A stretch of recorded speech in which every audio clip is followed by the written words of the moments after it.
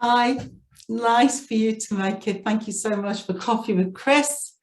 Just a few minutes this morning, I wanted to talk about emotions. Whoa, what big time of year this is for emotions. So I wonder now if you were to just take a little moment, put your coffee cup down, and to write a couple of words for yourself about the emotional impact of this time of year, December. What's going on for you in terms of feelings? Okay, well, for me, it's a mixed time. There is a sense of excitement for sure. I'm looking forward to having a bit of time off.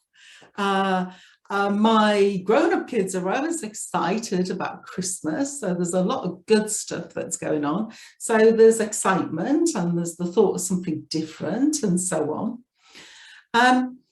Actually, one of the things that we don't often recognise around this time of year, there can also be quite a lot of sadness. And there can be sadness related to people that you won't see. I won't see my daughter Natasha in Bolivia this year. There will be people that you've lost, and I certainly think about those people for me around this time of year as well, people who are not around.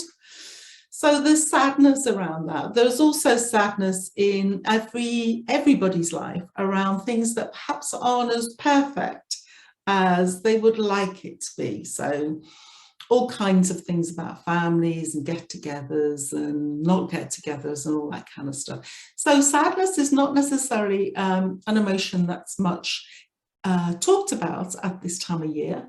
There's certainly things about stress and pressure and all of that kind of stuff, which I talked about in the last video. And there can just be pure exhaustion and tiredness as well, just because we are in, short days, long evenings, all of that kind of stuff. So I think it's worth just taking a little bit of time out to recognize our emotions. And sometimes we fear that a little bit because we think if we do that, it's going to pull us down, or it's going to take us down a route that we can't get back from, or that we just simply haven't got time to do that. The work of Susan David, she's done the stuff on emotional agility. She's said some great things about the fact that we do have to acknowledge our emotions. Otherwise, they come and bite us in the bum at some point because we're not giving credit to them. So I'm not talking about wallowing, but I am talking about giving yourself time to realize what you are feeling in a particular situation.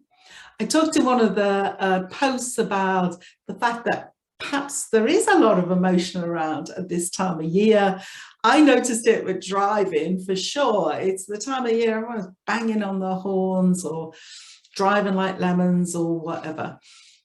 So there's a lot of emotion around, and it's about taking care of yourself. So what do you need to do that? Well, number one, I do think you need to recognize it. And sometimes you just need to give yourself a bit of space, to be truthful. Maybe you just need to take a bit of time out, have a walk, or if someone's being a bit pressing on something, you can say to them, do you know what? Not right now. I need a bit of time to think about that, or I just need a bit of space to get my head together and so on. I think the other thing is sometimes we have to do things about our emotions. So sometimes it is about saying, I'm feeling tired, I'm exhausted, and this particular topic or that particular request just does not fit with me right now. So sometimes it's about just sitting with it, and other times it may be about taking action.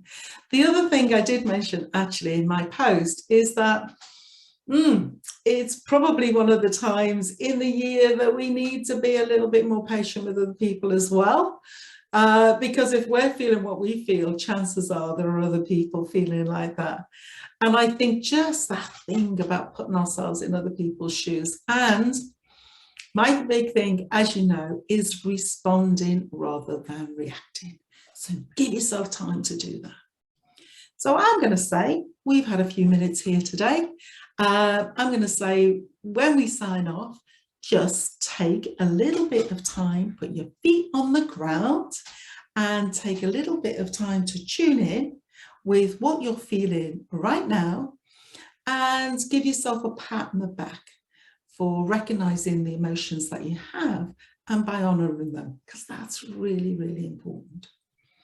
So it's been good to talk. Let's talk again next week, and join me again for Coffee with Chris. Take care.